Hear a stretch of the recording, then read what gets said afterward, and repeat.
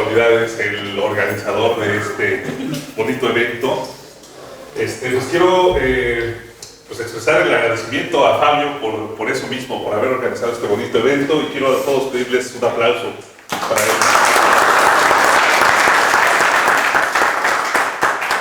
Gracias. Bien, pues entonces ahora sí les presento a Fabio Miranda, que va a hablar sobre el teorema de la deducción y la lógica moral. Gracias. Bueno, procuraré ser breve para dejar la palabra al festejado.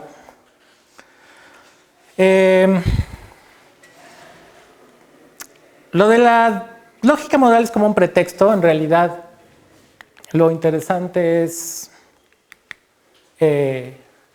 sí discutir el problema del tema de la deducción de lógica modal, pero básicamente para después hablar un poco de qué es una prueba en matemáticas y finalmente para hablar de un problema de Hilbert, ¿no? Entonces, lo que pretende esta plática y mi trabajo en la facultad siempre ha caído en gran medida por responsabilidad o culpa de Carlos Torres en la lógica, en la parte sintáctica de la lógica, en la teoría de la prueba, y en particular últimamente en lo que son las pruebas asistidas por computadora. Y pues vamos a ver que pues Hilbert también tiene mucho que ver, ¿no? Entonces,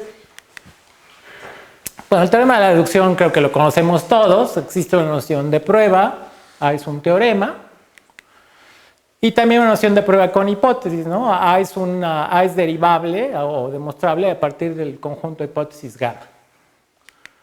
Entonces, el teorema de la deducción es, pues si yo pruebo B a partir del conjunto de hipótesis gamma junto con A, pues entonces yo puedo demostrar A implica B a partir del conjunto de hipótesis gamma nada más, ¿no? Lo cual se llama descargar la hipótesis A. Y el recíproco, o el principio de separación o inverso del teorema de la deducción, en inglés detachment, es si ya probé la implicación, entonces probar B a partir de A y gamma es fácil, ¿no? Y pues tal vez todo el mundo recuerde que probar esto es muy fácil si uno tiene dos principios, que es el modus ponens y lo que se llama debilitamiento, que ¿qué quiere decir? Que si ya probé una cosa a partir de un conjunto de hipótesis, si agrego más hipótesis, sigo probando lo mismo. Eso no es cierto en muchas lógicas, pero sí en la lógica clásica y también en la lógica constructiva, ¿no? Y entonces uno usa esos dos teoremas a diestra y siniestra en matemáticas, ¿verdad? De hecho, uno nunca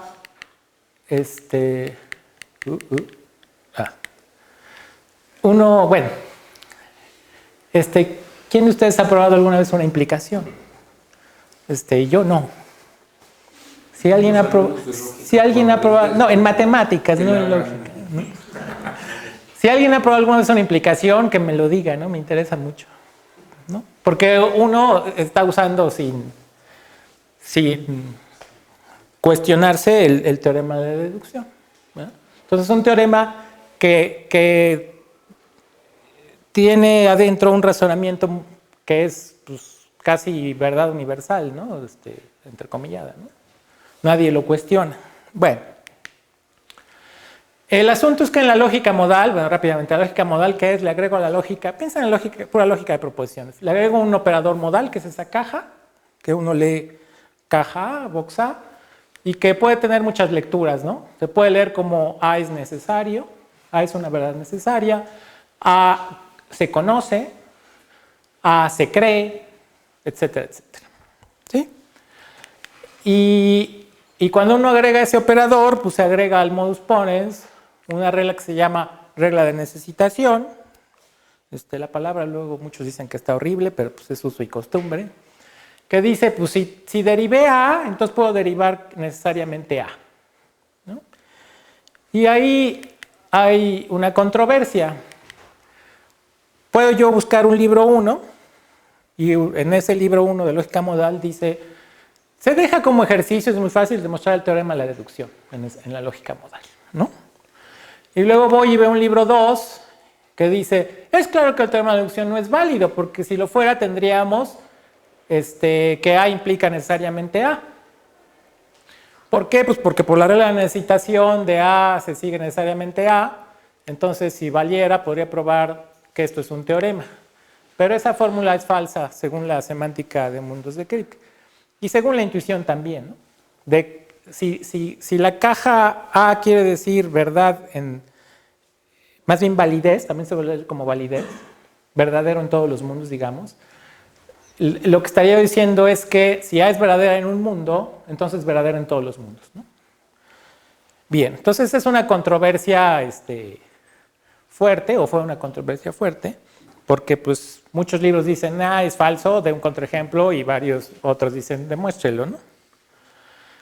El problema está en la noción de prueba con hipótesis. Estoy hablando, sin decirlo, de un sistema formal a la Hilbert, donde tenemos axiomas, reglas de inferencia y la noción de prueba que todos conocemos, que es una sucesión de fórmulas, donde cada una de esas fórmulas o era un axioma o estaba justificado por las reglas de inferencia, ¿no?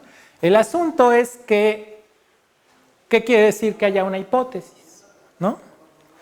Porque en la lógica proposicional, una hipótesis es lo mismo que un axioma temporal. No hay distinción.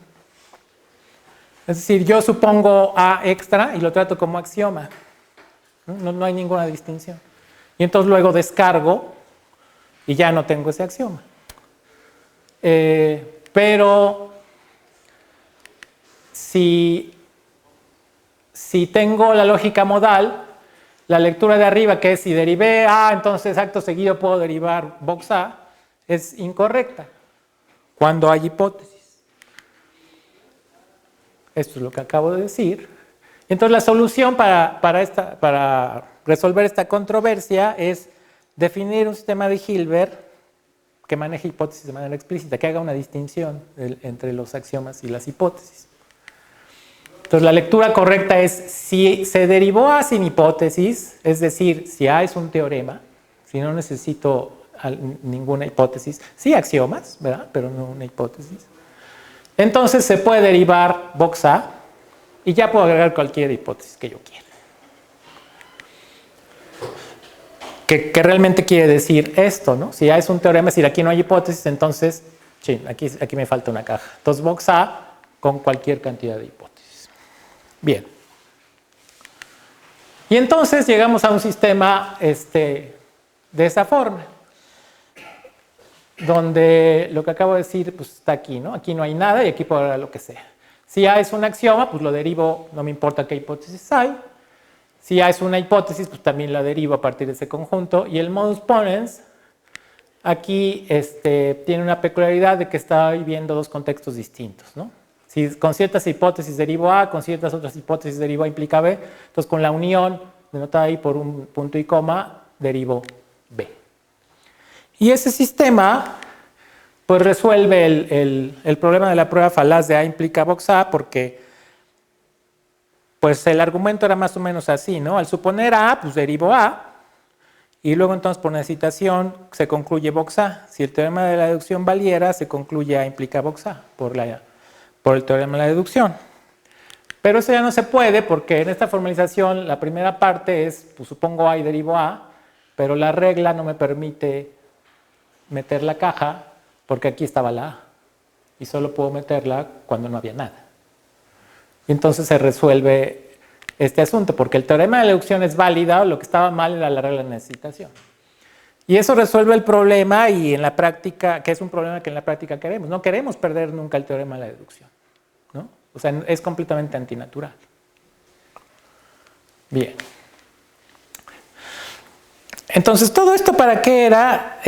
Bueno, esto está en un artículo de Hackley y Negri, en Síntese, y lo que nos interesaba era mecanizar la demostración. ¿Qué quiere decir mecanizar? Es hacer la demostración con ayuda de un asistente de prueba o un demostrador interactivo de teoremas. ¿Sí? Entonces la prueba original es esta y dice, pues voy a hacer inducción en la derivación dada Y uno de los casos, que es cuando estoy viendo el modus ponens, dice, hay dos casos. Ninguna premisa del modus ponens se deriva por necesitación, y entonces tenemos dos subcasos, bla, bla, bla. Lo extraño, y aquí ya empezamos hacia la pregunta de qué es una prueba. Esta es una demostración perfectamente válida, pero es una demostración. A ver, a mí me gusta decirlo así, los matemáticos hacemos muchas cochinadas. Es decir, ponemos en el pizarrón saltos mortales, ¿no?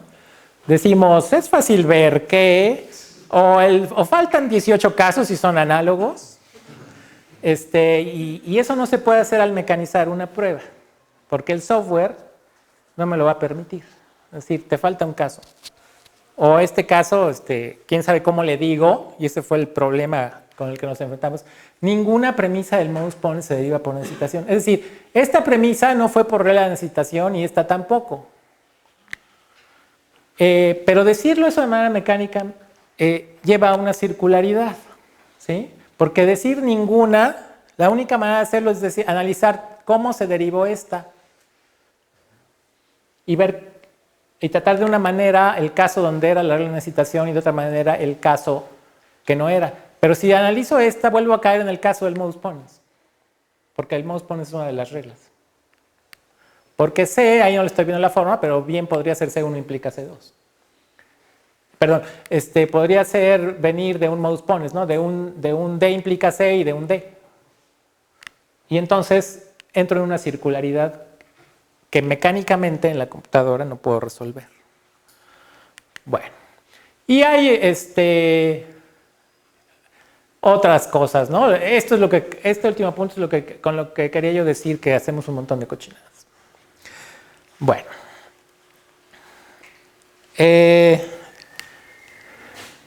Y luego, me fui al revés, ¿verdad? Total que nos peleamos y nos peleamos y nos peleamos y llegamos a una demostración que es de esta forma, que básicamente es la misma idea, pero esta demostración, y ahí empieza la discusión de qué es una prueba, esta demostración fue construida como si el asistente de pruebas fuera un colaborador más, que de hecho lo es.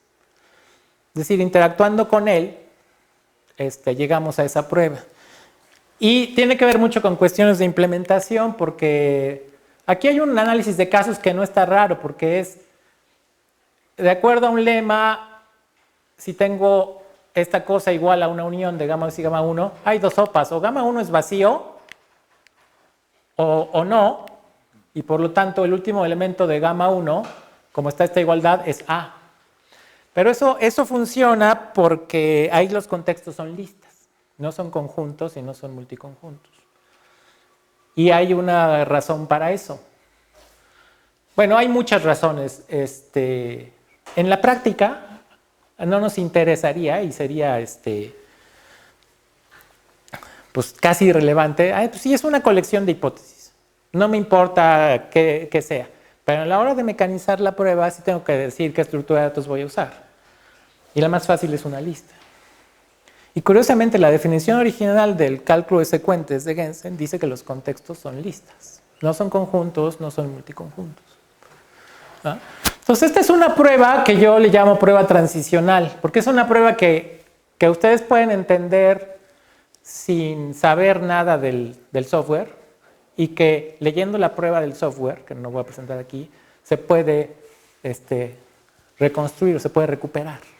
¿Sí? No es una prueba mágica ni matemática que tiene un paso de, aquí ocurrió un milagro, ni es una prueba mágica computacional que tiene ahí una serie de comandos que Tomás conoce el experto en el asistente. Bueno, entonces ese era el pretexto. La parte principal es pues, un poco discutir esta pregunta de qué es una prueba, ¿no? Entonces, ¿qué es una prueba o demostración en matemáticas? Pues ahí digo, principal método de justificación, ¿no? No podemos decir qué es justificación, no podemos decir qué es una definición, me voy a meter en camisa de 11 varos porque yo no soy filósofo. Pero más bien nos interesa qué significa demostrar, ¿no? Entonces aquí ya se ha hablado de una u otra manera de la práctica matemática, ¿no? ¿Será convencer a especialistas del área en cuestión de su verdad? ¿Será construir una prueba formal en el sentido de la lógica matemática? Y bueno, se dice principal porque fue el método que prevaleció, ¿no? A lo mejor ahorita podríamos decir que es hasta el único, ¿no?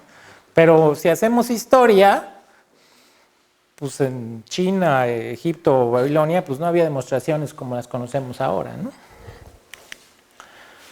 Las pruebas deductivas pues nos vienen de Grecia y son una metodología impuesta sobre otros estilos, ¿no? Como la heurística, la intuición, los experimentos, ¿no?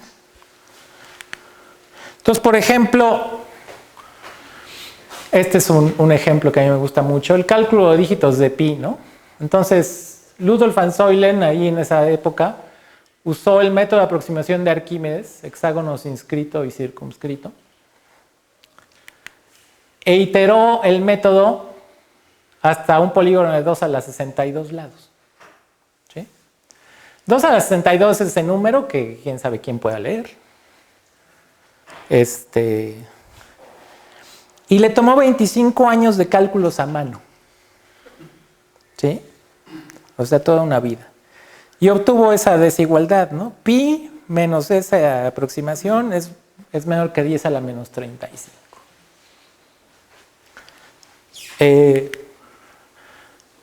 La pregunta es si podemos considerar que esto es una prueba.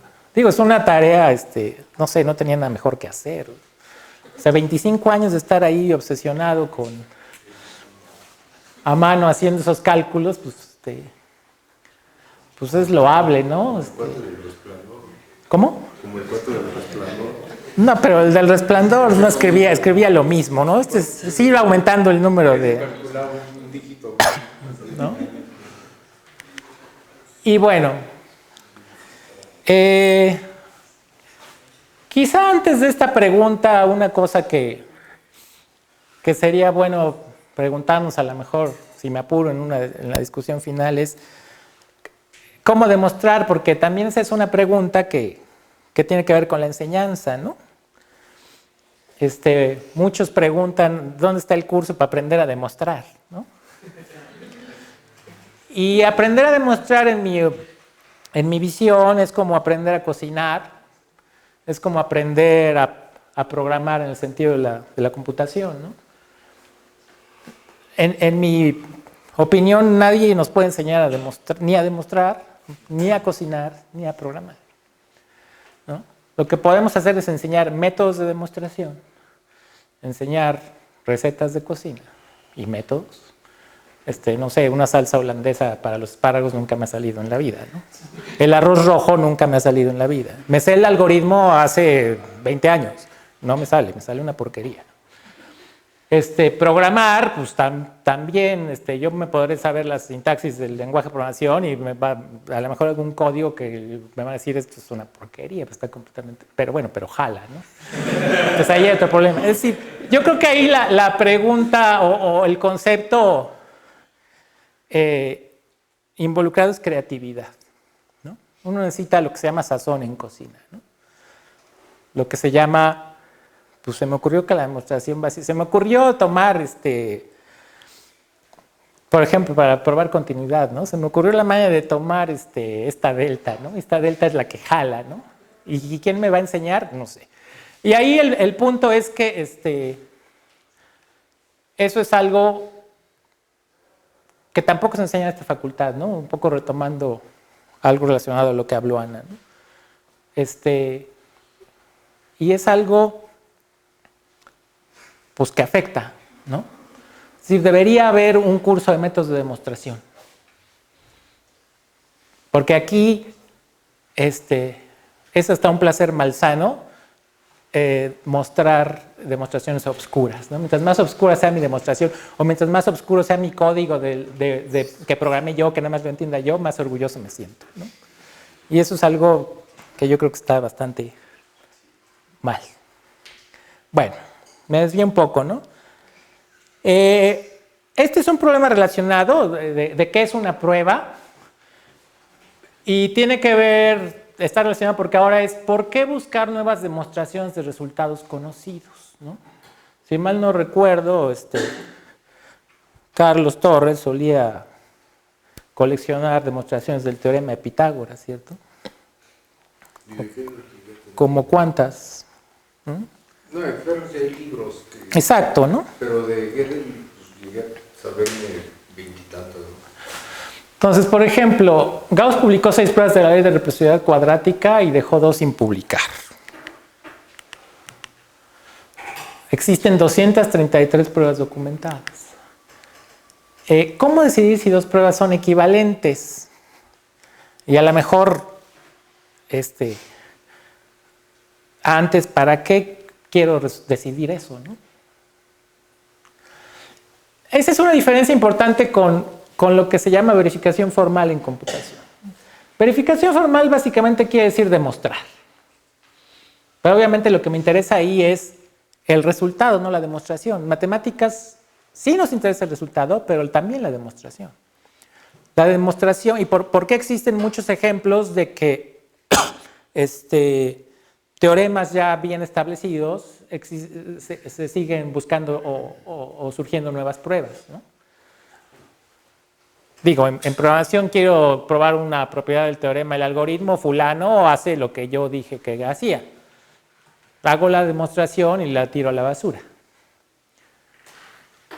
Porque lo mío que me interesa es que el algoritmo sí hacía lo que decía yo que hacía, ¿no? Ya lo verifiqué. Entonces, allí hay una diferencia que habría que discutir si realmente va a permanecer, ¿no? La lógica formal no responde. Bueno, eso va a otra pregunta un poco. También se ha hablado de traiciones aquí. Yo también he traicionado a Carlos Torres. El 29 de mayo de 1997 fue mi examen profesional y a la hora de la toma de protesta, Carlos dijo unas palabras del estilo: ¿prometes cumplir y hacer cumplir eternamente la ley del tercero excluido? Y yo dije que sí. Y llevo años traicionando esa toma de protesta, ¿no? Porque hace muchos años que no creo en la ley del tercero excluido y me dedico básicamente a la lógica constructiva, ¿verdad? Entonces, la lógica formal no responde. Y de hecho, la lógica formal, pues es eso, ¿no? Porque aquí entra otro problema que me interesa, ¿no? Bueno, a los matemáticos que no hacen lógica, les tiene sin cuidado la lógica. La usan, y de hecho no usan la lógica de primer orden. Eso es parte de las cochinadas. Esas no son tan cochinas. Son cochinadas desde nuestro punto de vista lógico. Cuantifican a diestra y siniestra sobre cualquier colección de colecciones o funciones, etc. Y no... Es decir, no cabe eso en la lógica de primer orden. En muchos sentidos, la lógica de primer orden pues, no es adecuada, ¿no? Bueno, pero respecto a la cuestión de equivalencia, la lógica formal no responde. Y, por ejemplo, pues, esa pregunta, ¿a qué viene? Pues porque hay una prueba de la ley de los cosenos hacia el teorema de Pitágoras y al revés, ¿no? Pero la pregunta es, ok, lógicamente son equivalentes la ley de los cosenos y el teorema de Pitágoras. Pero realmente lo son, ¿no? Es decir, en la práctica, en su empleo, ¿no? Y bueno, ahí está la cita de dónde se tratan toda esta serie de preguntas, ¿no? Bueno, entonces, ¿qué es una prueba? Para juntarlo con la parte anterior, la prueba que yo presenté es una prueba que tengo yo la versión asistida por computadora, pero que está en papel, que la pasé a papel. Pero no es una prueba en el sentido de que yo hice la prueba en papel y después la verifiqué, ni es una prueba que la verifiqué directamente, es decir, solo con la computadora y luego me fui al papel. Es una prueba campechana. Es decir, es una prueba donde yo empecé en el pizarrón, fui a ver a esto si jala, aquí descubrí algo, pero es mejor o es más simple hacer esto, me regresé al pizarrón. Es una interacción completa con un agente no humano. Pero es idéntica, en mi opinión, a haber trabajado con un colaborador humano. La pregunta es si esa prueba realmente es una prueba en el sentido que estamos entendiendo, anterior, ¿no? La única diferencia sería quién es el grupo que valida la prueba. Porque el proceso de validar una prueba en matemáticas tiene una fuerte componente social, que seguramente ha de haber sociólogos que están interesados en eso, ¿no? Porque nosotros escribimos un artículo, escribimos una prueba o pruebas y alguien lo revisa. Pero ese alguien es un supuesto experto, y ahí se acaba el proceso, ¿no? Y luego por eso salen, se publican cosas erróneas, ¿no? Bueno, y da para otro artículo, que es para el kilo, ¿no? Para el siguiente reporte, ¿no? Y la computadora tal vez podría ser lo mismo, ¿no? Porque ahí podríamos entrar, ¿y por qué si le crees a la computadora, ¿no? Pero bueno, esa es harina de otro costal, ¿no? Pero yo le doy exactamente el mismo peso, ¿no? Entonces, la noción de prueba debe incluir eso. Y ya para finalizar, este asunto de qué es una prueba o de si dos pruebas son equivalentes, resulta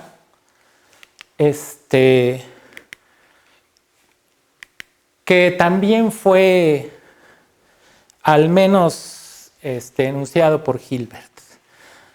Este es un problema casi desconocido. Yo me enteré de él hace poco. Es el problema que iba a ser el problema número 24 en la famosa lista de problemas del Congreso de París. Si recordamos, hay 23 problemas. Este iba a ser el problema número 24.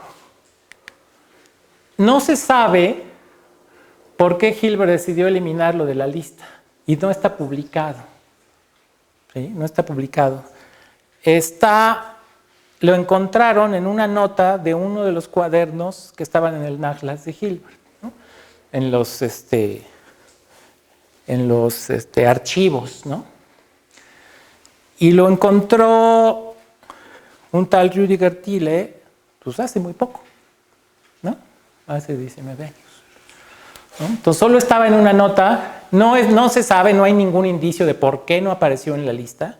Se sabe que en el Congreso de París de 1900, Hilbert no presentó los 23 problemas, presentó como 10, porque seguro ahí el moderador dijo, ya faltan 5 minutos. Después publicó la lista completa de 23 problemas y no se sabe por qué ese problema no apareció, ¿no? Es que no lo había mencionado. Algo parecido, ¿no? Está en una nota. Y bueno, la parte más interesante respecto a lo que hablé aquí es esta, ¿no? Y dice, como problema 24 para mi conferencia de París, quería plantear la pregunta acerca de un criterio para simplicidad o demostrabilidad de la mayor simplicidad de una prueba dada. Es decir, decidir o de alguna manera discutir de distintas pruebas de un mismo teorema, cuál es la más simple. Sobre todo, desarrollar una teoría de los métodos de prueba en matemáticas. Aquí el énfasis en métodos de prueba, no la teoría de la prueba, porque la teoría de la prueba, área a la que yo me dedico, realmente estudia las pruebas, ¿no? La teoría de la prueba es como la teoría de los números, ¿no? Uno, ¿qué estudia en la teoría de los números? Pues los números. ¿Y qué necesita uno para estudiar la teoría de los números? Lo primero que necesita uno es una buena notación para los números. Es decir, imagínense que no hubiéramos tenido una buena notación para los números y siguiéramos haciendo así las sumas, ¿no? ¿Sí? Pues creo que la teoría de números no habría florecido como lo ha hecho, ¿no? Entonces la teoría de la prueba hace eso, da una buena notación para las pruebas, que esencialmente es el cálculo lambda, y se desarrolla la teoría de lo que es una prueba, ¿no? Bueno, el cálculo lambda, por cierto, también está, como ya mencionó Luis Turcio, metido en la teoría de lenguajes de programación, pero en la teoría de la prueba, porque los lambda términos son códigos para pruebas formales. Y las pruebas que conocemos son sucesiones o son árboles, y uno no puede manipular eso, sería como hacer esta clase de sumas, ¿verdad? Pero lo que sí puede uno hacer es hacer una notación compacta y pues la teoría de la prueba avanzó. Pero no se refiere Hilbert ahí a la teoría de la prueba. Por cierto, la teoría de la prueba yo también llegué a ella gracias a dos de mis maestros, José Alfredo Amor, que en paz descanse, en los años 90 fue a hacer una estancia en Austin, Texas, y yo le encargué que me trajera un libro de teoría de la prueba. Estamos hablando de que no existía la internet, no existían los celulares, no existía Amazon, entonces era muy complicado conseguir libros. Y gracias a la generosidad de Carlos Torres, la generosidad académica que siempre ha tenido conmigo, le dijimos que nos diera una materia en la maestría en matemáticas, que creo que se llamaba teoría de lenguajes artificiales o una cosa así rimbombante. Y le dijimos, tú te acordarás, ¿verdad, Curro? Le dijimos que íbamos a estudiar el cálculo lambda, con ese libro que me había traído José Alfredo. Y bueno, no entendíamos nada, después medio entendimos, y después, pues ya, por azares del destino acabé yo estudiando el cálculo lambda, ¿no? Bueno, entonces para terminar, seguimos, ¿no? Sobre todo desarrollar una teoría de los métodos de prueba en matemáticas. Luego, bajo ciertas condiciones dadas puede haber solo una prueba más simple, es decir, entre todas las pruebas del mismo teorema debo yo poder discernir cuál es la más simple. Y de manera más general, si hay dos pruebas de un mismo teorema, no debemos descansar hasta derivar una de la otra. Es decir, pues si son del mismo teorema, son equivalentes las pruebas, ¿no? Aparentemente. Pero lo que quería es, no, pues quiero transformar una en otra. O bien, no hacer evidentes las diferencias, es decir, las condiciones, las hipótesis y los métodos auxiliares entre ellas. Bueno, y sigue un poco la cita.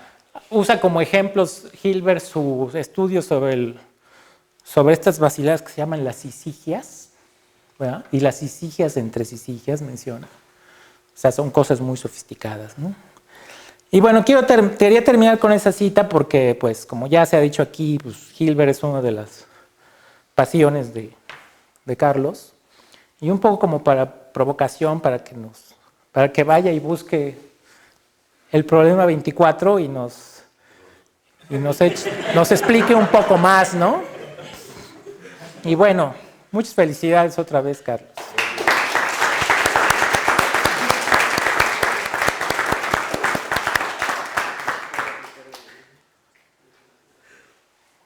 Bueno, si nadie tiene...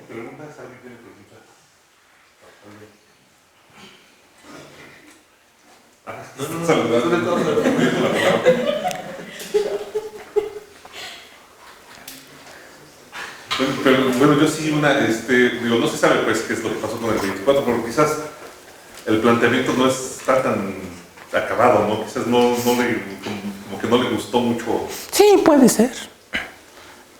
Pero lo relevante es que le importaba, digo, de alguna manera, ¿no? ¿Qué quiere decir? ¿Cuál es la prueba más simple, ¿no? Hay un trabajo reciente, un libro de teoría de la prueba que como que da un poco de luz de manera técnica hacia el contestar la pregunta, ¿no?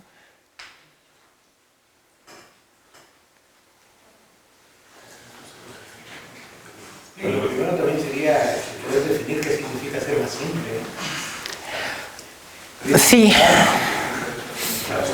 Sí, por ahí habla un poco de eso y apela un poco a algo de estilo. Por ejemplo, las sumas, al final todo se reduce a usar dice, ¿no? A usar la conmutatividad. De alguna manera, que tiene que ver con cuestiones también geométricas. Todo lo reduzco a usar la conmutatividad. Dice, entonces, más simple, es fácil de contar cuántas veces usé la conmutatividad. Entonces, la prueba donde menos veces la usé es la más simple. Pero va de eso a hablar de las sisigias, que son unas cosas así complicadísimas. Y ahí, ¿no? Pero sí, esa es la cuestión de qué quiere decir más simple.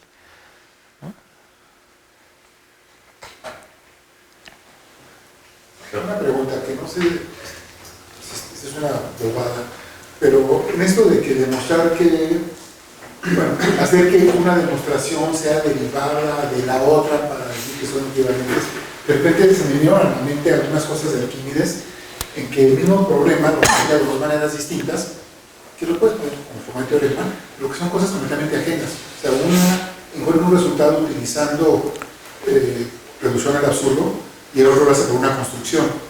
Se me figura como complicado eso de decir una la deriva de la otra, porque no tiene nada que ver.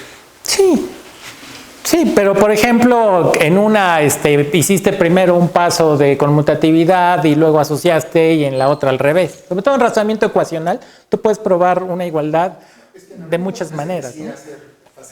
Sí, pero de manera general, digo, a lo mejor por eso lo escondió, dijo, no, creo que lo tengo que trabajar más, ¿no? Y bueno, ya ahí se acabó. Sí, pues quién sabe qué quiere decir eso, ¿no? Si lo hubieran invitado al Congreso del 2000, como quiera, ya lo saca. Pues sí, pero pues tuvo la ocurrencia de morirse, ¿no? Casi un siglo atrás.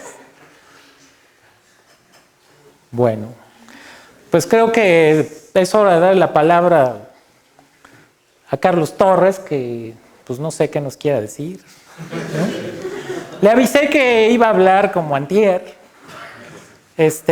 pero bueno, algo se le ocurrirá, ¿no?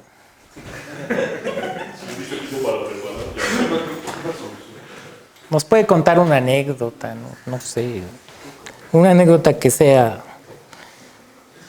puede contar, ¿no?